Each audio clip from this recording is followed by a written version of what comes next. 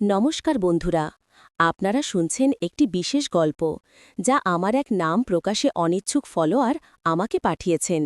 তিনি চান এই গল্পটি সবার সাথে ভাগ করে নিই, কিন্তু নিজের পরিচয় গোপন রাখতে চান। এই গল্পটি এতটাই গভীর, এতটাই আবেগময় এবং রোমাঞ্চকর যে এটি আপনাদের মন ছুঁয়ে যাবে নিশ্চিত। আর হ্যাঁ, এই গল্পের কোনো এক ফাঁকে, যখন আপনারা নিজেরাও হয়তো কল্পনা করতে পারবেন না, আমি আমার ব্যক্তিগত আইএমও নাম্বারটি দেব। তাই নাম্বারটি পেতে হলে পুরো গল্পটি মনোযোগ দিয়ে শুনতে হবে। বুঝতেই পারছেন কতটা টানটান উত্তেজনায় ভরপুর এই গল্প হতে চলেছে। আজকের গল্প নিঃশব্দ আত্মসমর্পণ, ব্ল্যাকমেল নাকি মানসিক দুর্বলতা, কাজের ছেলের সেই গোপন দাবি যা বাড়ির বউকে বাধ্য করল এক নিষিদ্ধ সম্পর্কে নিজেকে সঁপে দিতে। গল্পের নায়িকা রঞ্জনা, এক সাধারণ বাঙালি পরিবারের বধূ। মধ্যবিত্ত সংসারে যা যা থাকে, এক দায়িত্ববান স্বামী যে পেশায় একটি ছোট ব্যাংকের ম্যানেজার, আর তাদের 10 বছরের এক মিষ্টি মেয়ে। রঞ্জনা নিজেও একজন স্কুল শিক্ষিকা, কিন্তু তার মনে এক গভীর শূন্যতা। স্বামী অনেক ভালোবাসে, যত্ন নেয়, কিন্তু সেই ভালোবাসায় যেন কোথাও একটা যান্ত্রিকতা। দিনের পর দিন একই রুটিন, একই চার দেওয়ালের জীবন, আর সেই নিস্তেজ দাম্পত্য, সব মিলিয়ে রঞ্জনা যেন এক জীবন্ত লাশ। তার মন খুঁজত অন্য কিছু, যা হয়তো জীবন তাকে দিতে পারেনি। সেই সময় তাদের বাড়িতে কাজে আসে বছর 23-এর এক যুবক, নাম সাগর। ছোটখাটো চেহারা, কিন্তু চোখে এক অদ্ভুত তীক্ষ্মতা। গ্রামের ছেলে, শহরে কাজ খুঁজতে এসেছে। রঞ্জনা প্রথমে তাকে অন্য সব কাজের লোকের মতোই দেখত, কিন্তু ধীরে ধীরে সে লক্ষ্য করে সাগর শুধু কাজই করে না, চারপাশে সব কিছুই সে এক অন্যরকম দৃষ্টিতে দেখে। তার কথা বলার ধরন, তার রুচিশীলতা, সব কিছুই রঞ্জনার মনে এক আলাদা স্থান করে নেয়। সাগরও যেন রঞ্জনার ভেতরের সেই নিস্তেজ জীবনে এক নতুন স্পন্দন জাগিয়ে তুলতে পারত। একদিন অনিক অফিসের কাজে বাইরে গিয়েছিল, সঙ্গে ছিল মেয়েটাও। বাড়িতে রঞ্জনা একা। দুপুরবেলা কাজে আসে সাগর। সেদিন রঞ্জনার মনটা খুব খারাপ ছিল। অনিকের সাথে একটা তুচ্ছ বিষয় নিয়ে সামান্য ঝগড়া হয়েছিল, আর তারই রেশ তখনও তার মনে রয়ে গেছে। সাগর যখন কাজ করছিল, রঞ্জনা এসে চুপচাপ বসে পড়ল জানলার ধারে। সাগর কিছুক্ষণ পর এসে জিজ্ঞেস করল, দিদি, কিছু ভাবছেন? রঞ্জনা দীর্ঘশ্বাস ফেলে বলল, কিছু না। সাগর তার পাশে এসে বসল। তার স্পর্শ রঞ্জনার শরীরে যেন এক বিদ্যুৎ খেলে গেল। এই প্রথম তারা এত কাছাকাছি। সাগর শান্ত গলায় বলল, আপনার মন ভালো নেই, তাই না? রঞ্জনা অবাক হয়ে তাকাল। এই অল্প বয়সী ছেলেটা কিভাবে বুঝল? সাগর একটু হেসে বলল, আপনার চোখের জল শুকিয়ে আছে, কিন্তু মনটা এখনও কাঁদছে, আমি বুঝতে পারি। তারপর সাগর যা বলল তা রঞ্জনার জীবনটাই পাল্টে দিল।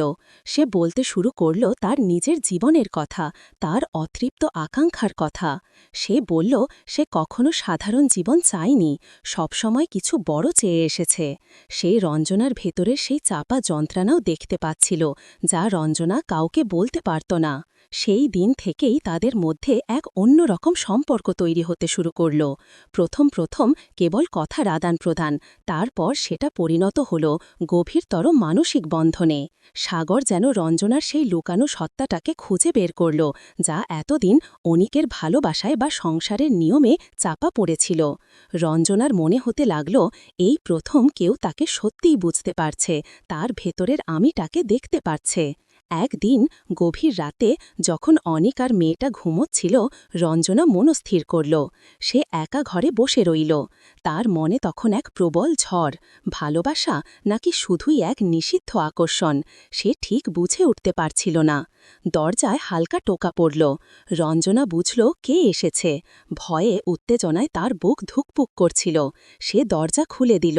সাগর দাঁড়িয়েছিল। বাইরে চাঁদের আলোয় তাদের দুজনের ছায়া যেন একাকার হয়ে গেল। সাগর রঞ্জনার দিকে এগিয়ে আসল, তার চোখে এক অদ্ভুত দীপ্তি। রঞ্জনা কি করবে বুঝতে পারছিল না। তার ভেতনের সব দ্বিধা, ভয়, দ্বিধা সব যেন গ্রাস করল এক তীব্র আবেগ। সাগরের হাত যখন রঞ্জনার গালে ছুল, তখন যেন এক অমোঘ টান তাকে গ্রাস করল। তার শরীরের প্রতিটি রন্ধ্রে রক্ত যেন আগুন হয়ে ছুটতে লাগল। সে নিজেকে আটকাতে পারল না। সেই রাতে তাদের মধ্যে যা হলো তা কেবল শারীরিক মিলন ছিল না, তা ছিল দুই অতৃপ্ত আত্মার এক চরম আরাধনা। রঞ্জনার মনে হল এতদিন সে যেন মৃত ছিল, আজ সাগরের স্পর্শে সে যেন নতুন জীবন পেল। সাগরের আলিঙ্গনে সে খুঁজে পেল সেই আশ্রয় যা সে সারা জীবন খুঁজে বেড়িয়েছে। তার শরীরের প্রতিটি স্পন্দন, প্রতিটি শীতকার যেন তার মনের সমস্ত যন্ত্রণা, সমস্ত ক্ষোভকে ধুয়ে নিয়ে যাচ্ছিল। সাগরের তীব্র কামনার কাছে সে নিজেকে সঁপে দিল, যেন এক অতল সমুদ্রে ডুবে যাচ্ছে। তার মনে তখন কেবল তীব্র আনন্দ, এক নিষিদ্ধ আনন্দ যা তাকে গ্রাস করেছিল। কিন্তু এই আনন্দ বেশিদিন স্থায়ী হল না। কিছুদিন পর সাগর রঞ্জনার কাছে এক অদ্ভুত দাবি করে বসল।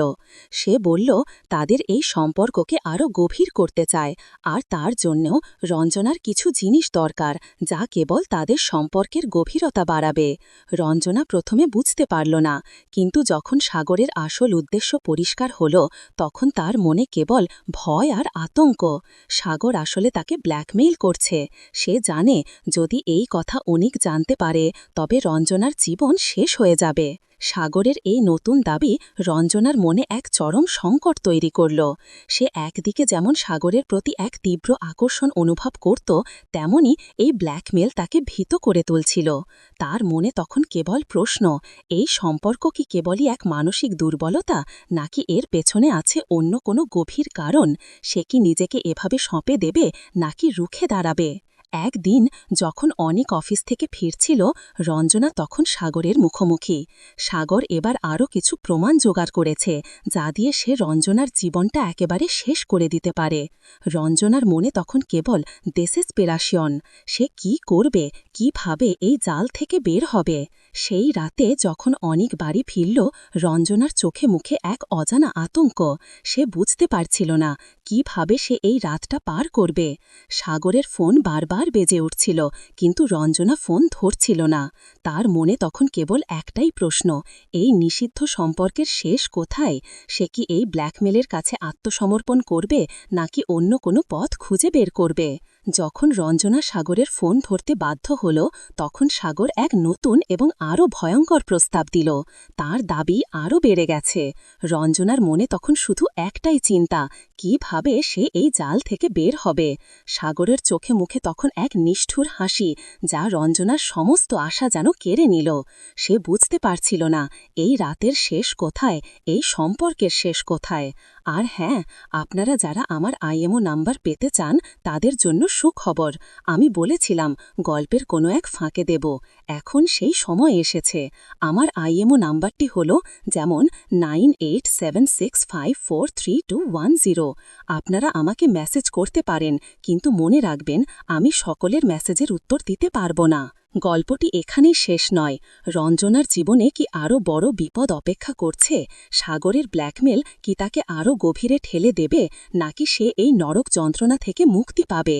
এই প্রশ্নের উত্তর জানতে হলে আপনাদের পরবর্তী পর্বের জন্য অপেক্ষা করতে হবে। নিচে কমেন্ট করে জানান আপনারা কি গল্পের দ্বিতীয় পর্ব শুনতে চান। আর হ্যাঁ, অবশ্যই চ্যানেলটি সাবস্ক্রাইব করুন এবং বেল আইকনটি বাজিয়ে দিন যাতে পরবর্তী পর্বের নোটিফিকেশন আপনার কাছে পৌঁছে যায়।